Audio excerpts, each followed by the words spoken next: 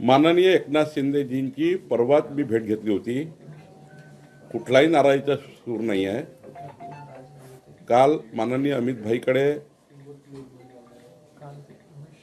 नगर विकास खातं आणि केंद्र सरकारच्या समन्वयाचे काही विषय आणि एनडीए म्हणून एक महत्त्वाचे नेते म्हणून त्यांनी भेट घेतली आणि आपली हीच एनडीएची परंपराच आहे की माननीय अमित भाई, माननीय प्रधानमंत्री मोदी सोबत आमचे एनडीएचे घटक नेते महिन्यात 2 महिन्यातनं 3 महिन्यातनं एकदा भेटत राहतात.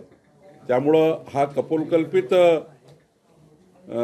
या ठिकाणी बातमी केलेली आहे की एकनाथजी नाराज आहे, ते या ठिकाणी आमच्या पक्षाकडनं नाराज आहे.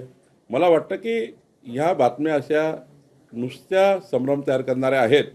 एकनाथजीचा खरा जो भेटण्याचं उद्दिष्ट होतं ते केवळ महाराष्ट्रामध्ये महायुती ही त्या ठिकाणी जसं विधानसभेमध्ये, लोकसभेमध्ये महायुतीमध्ये महाराष्ट्र 51% मतांनी आम्ही जिंकला, तसा 2/3 बहुमताने महाराष्ट्र जिंकायला पाहिजे आणि आमची महायुती ही प्रचंड मजबूत राहिली पाहिजे.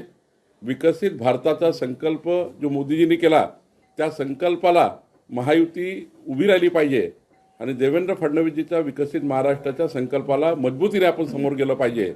एकनाथ शिंदेची ही भूमिका आहे. नाही, मला असं वाटतं की आम्ही वरच्या सर्व नेतृत्वाने म्हणजे देवेंद्रजी, एकनाथजी आणि अजितदादा आणि मी सुद्धा समन्वय समितीत आहे एनडीएच्या, त्या समिती हेच ठरलं आहे की कुणाचाही पक्षप्रवेश करायचा नाही.